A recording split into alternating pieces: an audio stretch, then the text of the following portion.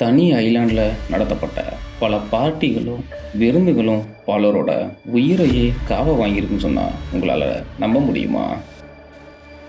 பலரோட அழுகைகளும் கொடூரமான சித்திரவதைகளும் மறைக்கப்பட்ட உண்மையாக இருந்திருக்கு. குறிப்பாக 10லேருந்து 16 வயசு குழந்தைகளை யூஸ் பண்ணி இந்த ஒரு சீக்ரெட் ஆப்ரேஷனை பண்ணிட்டு வந்திருக்கான். ஆமாம், அது என்ன? Epstein files. இப்போ உலக நாடுகளில் இடையில பேசப்பட்டு வந்துட்டு இருக்க பல மர்மமான, யாருக்கும் தெரியாத ரகசியமான விஷயங்கள் இப்போ எல்லாருக்குமே தெரிய வந்திருக்கு. யூஎஸ்ஏல நடந்த மிகப்பெரிய கொடூரமான சம்பவத்தை பற்றி தான் இன்றைக்கி இந்த வீடியோவில் நம்ம பார்க்க போகிறோம். இது மாதிரியான இன்ட்ரெஸ்டிங்கான க்ரைம் ஸ்டோரிஸ் பார்க்கணுன்னா மறக்காம நம்ம சேனலை சப்ஸ்கிரைப் பண்ணி வச்சுக்கோங்க. வாங்க இப்போ வீடியோக்குள்ளே போகலாம். ஹலோ மீடியா டிஎஸ்டி, இன்னைக்கு ஒரு உண்மை சம்பவத்துடன் நான் உங்கள்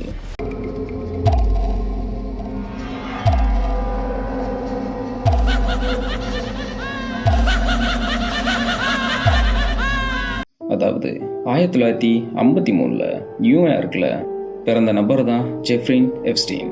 இவர் அமெரிக்காவில் 1970 ஒரு சாதாரண ஃபிசிக்ஸ் டீச்சராக ஒர்க் பண்ணிட்டு வந்துட்டு இருந்த அப்போது ஒரு ஸ்டூடெண்ட்டோட பேரண்ட் ரொம்பவுமே ஃப்ரெண்ட்லியாக பழகியிருக்காங்க. அப்போது அவர் அங்கே இருக்க மிகப்பெரிய ரிச்சான மால் ஸ்ட்ரீட் அப்படிங்கிற ஒரு பிளேஸுக்கு கூட்டிகிட்டு போயிருக்காரு. அங்கே போனதுக்கப்புறம் அவர் ஸ்கூல் வேலையை விட்டுட்டு கொஞ்ச நாள் பேங்க்கில் ஒர்க் பண்ணிட்டு வந்துட்டு இருந்திருக்காரு. அதுக்கப்புறம் இவர் என்ன பண்ணியிருக்காரு அப்படின்னா, ஆள்கடத்தல் போன்ற வேலைகளை பண்ணி பல முக்கியமான தொழிலதிபர்களுக்கும் அரசியல்வாதிகளுக்கும் ஒரு ப்ராஸ்டியூட் புரோக்கராக வேலை பார்த்துட்டு வந்துட்டு இருந்திருக்கான். இப்படியே வேலை பார்த்துட்டு வந்துட்டு இருந்த இந்த ஜெஃப்ரி எப்ஸ்டீன் என்ன ஆகுறான்னா, 2008 இவன் மேலே ஆள்கடத்தல் அப்படிங்கிற ஒரு கம்ப்ளைண்ட்டை இவன் மேலே ஃபைல் பண்ணியிருக்காங்க.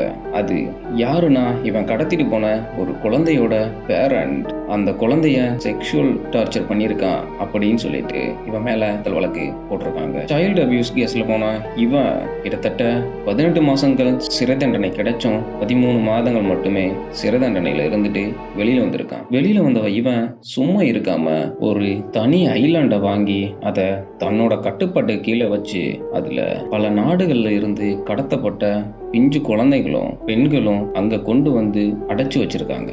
அப்படி அடைச்சி வச்ச அவங்களை எல்லாரையும் என்ன பண்ணியிருக்காங்கன்னு கேட்டால் நீங்கெல்லாம் மிரண்டு போயிருவீங்க. ஆமாம் ஐடியா டிஎஸ்டி, இந்த ஒரு சம்பவத்தை அவன் எதுக்காக பண்ணியிருக்கான்னா, உலக நாடுகளில் இருக்க பணக்கார பட்டியலில் இருக்க எல்லாரையுமே தன்னோட ஐலாண்டில் நடக்கிற பிரைவேட் பார்ட்டிக்கு கூட்டிட்டு போய் அவங்களுக்கு வேணுங்கிற சகல வசதிகளையும் பண்ணி கொடுத்து தன்னுடைய தேவைகளை பூர்த்தி பண்ணிக்கிறதுக்காக இந்த மாதிரியான சம்பவங்களை பண்ணியிருக்கான் இந்த எப்ஸ்டீன். அதுல குறிப்பா வர்ற விருந்தாளிகளுக்கு அவங்க கேட்கறத பண்ணி கொடுக்கறதான் இவனோட வேலையா இருந்திருக்கு. சின்ன குழந்தைங்கள்ல இருந்து பெரிய பெண்கள் வரைக்கும் இவன் அதாவது சைல்ட் செக்ஸ் அஃபெண்டரா இருந்திருக்கான். நம்ம எல்லாருமே பல உயிரினங்களை, குறிப்பா சிக்கன், மட்டன், பீஃப் அப்படிங்கிற பல மீட்டை தான் நம்ம சாப்பிட்ருப்போம். ஆனா இவனுங்க அங்க நடக்கிற பார்ட்டியில அவங்க யாரை செலக்ட் பண்றாங்களோ அந்த ஒரு குழந்தைய அன்னைக்கு தேர்வு பண்ணி அதுல யாரை பிடிச்சிருக்கோ அவங்கள அன்னைக்கு சமைச்சு சாப்பிட்டு இருந்திருக்கானுங்க.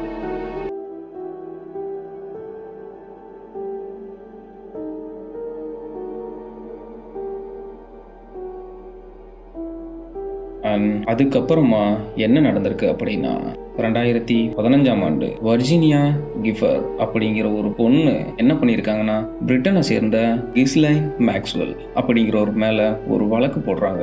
அது என்னன்னா, ஜெஃப்ரி எப்ஸ்டீன் அப்படிங்கிற ப்ராஸ்டியூட் புரோக்கரோட சேர்ந்து கிஸ்லைனும் பாலியல் தொழிலுக்காக பல பேரை கடத்திருக்காங்க அப்படின்னு சொல்லிட்டு ஒரு வழக்கு போடுறாங்க. அதில் என்ன குறிப்பாக சொல்லியிருக்காங்கன்னா, அதில் அவங்களும் ப்ராஸ்டியூட்டா யூஸ் பண்ணியிருக்காங்க அப்படின்னு 1993 முதல் 2022 வரை ரொம்ப சின்ன பொண்ணா இருந்த என்ன ரொம்பவுமே காயப்படுத்தி கொடுமைப்படுத்தி பலரோட பாலியல் உறவுல கட்டாயப்படுத்தி ஈடுபட வச்சதாகவும் குற்றம் சாட்டியிருக்காங்க. இந்த ஒரு கேஸ் எப்ஸ்டீன் ஜெயிலுக்கு போறதுக்கு ரொம்பவுமே யூஸ்ஃபுல்லாக இருந்திருக்கு. அப்போ ஜெயிலுக்கு போன எப்ஸ்டீன் அதுக்கப்புறமா பல பிரபலங்களோட பெயரும் வெளியில வந்திருக்கு. 2019 மறுபடியும் ஜெயிலுக்கு போன எப்ஸ்டீன் கொஞ்ச நாள்லயே ஜெயிலேயே தற்கொலை பண்ணி செத்து போயிட்டான். அதுக்கப்புறமா அவன் மேல போடப்பட்ட வழக்குகளும் கைவிடப்பட்டாச்சு. இப்போ அதுக்கப்புறமா அங்க ஒரு ஆர்டரும் போட்டிருக்காங்க. அது என்னன்னா, அந்த எப்ஸ்டீன் அப்படிங்கிறவன் என்ன பண்ணியிருக்கான் அப்படின்னா, தன்னோட அந்த ஐலாண்டுக்கு யார் யார் வந்துட்டு போறாங்களோ அவங்களோட போட்டோஸ், வீடியோஸ், அப்புறம் அவங்க கிட்ட பேசின மெயில்ஸ் எல்லாத்தையுமே ஒரு ஃபைலா காப்பி பண்ணி வச்சிருந்திருக்கான். கிட்டத்தட்ட 2000 வீடியோக்களும் 1,80,000 போட்டோஸும் 3 மில்லியன் எப்ஸ்டீன் ஃபைல்ஸ். பல உலக நாடுகளில் இருக்க பல பெரிய பணக்காரர் பட்டியலில் இருக்க எல்லாரோட பேருமே, அவங்க யார் யார் என்னென்ன பேசினாங்க அப்படிங்கிற எல்லாமே அதில் ரெக்கார்ட் பண்ணி ஸ்டோர் பண்ணி வச்சிருந்திருக்காங்க.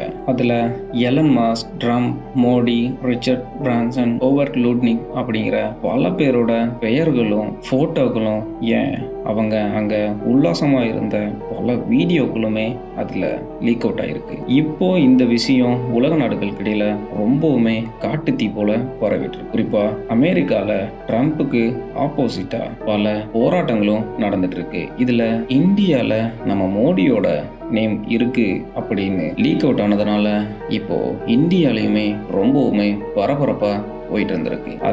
இந்த ஒரு நியூஸை கேட்டதுமே இந்தியால இருந்து என்ன சொல்லியிருக்காங்கன்னா, இந்த ஒரு விஷயம் பொய்யான கருத்து அப்படின்னு சொல்லியிருக்காங்க. இந்த ஒரு சம்பவம் இந்தியால மிகப்பெரிய அதிர்வலைகளை ஏற்படுத்தியிருக்கு. அது மட்டும் இல்லாம இது ஒரு பொருளாதார வகையில பல பாதிப்புகளையும் ஏற்படுத்த வாய்ப்பு இருக்குன்னு சொல்ல முடியுது. மை டியர் டிஎஸ்டி, இப்போ பல்லாயிரக்கணக்கான குழந்தைங்களும் பெண்களும் யாருக்குமே தெரியாம கடத்திட்டு போயிருக்கானுங்க. அது மட்டும் இல்லாம இந்த ஒரு சம்பவத்துல தான் மாட்டிக்க கூடாது அப்படிங்கிறதுக்காக பல நாடுகள்ல இருக்க மிகப்பெரிய பணக்கார லிஸ்ட்ல இருக்க எல்லாரையுமே தன்னோட கைவசப்படுத்தி ரொம்பவுமே ஃப்ரெண்ட்லியா க்ளோஸா தன்னோட பார்ட்டிக்கு கூட்டிட்டு போய் ஒரு மிகப்பெரிய நெட்வொர்க்கையே வச்சுட்டு இருந்திருக்கான். போன யாருக்குமே தெரிஞ்சிருக்க வாய்ப்பே இல்லை. இவன் அவங்கள தனியா சீக்ரெட்டா போட்டோஸ், வீடியோஸ், பேசுனது எல்லாத்தையும் ஸ்டோர் பண்ணி வச்சிருப்பான் அப்படிங்கிறது தெரியாம இருந்திருக்கலாம். இதுல ரொம்பவுமே கொடுமையான விஷயம் என்னன்னா, பிஞ்சு குழந்தைங்களை சமைச்சு சாப்பிட்டுருக்கானுங்க. அதுக்கு எப்படிதான் மனசு வந்ததுன்னு தெரியல. இப்படி ஒரு அருவருப்பான கொடுமையான இந்த ஒரு விஷயத்த நினைச்சாலே உலநடுங்க வைக்குது. மை டியர் டிஎஸ்டி, இந்த ஒரு சம்பவத்தை பத்தி நீங்க என்ன நினைக்கிறீங்கன்னு மறக்காம கமெண்ட்ல சொல்லிட்டு போங்க. மீண்டும் இதே போன்ற ஒரு உண்மை சம்பவத்துடன் உங்களை சந்திக்கிறேன்.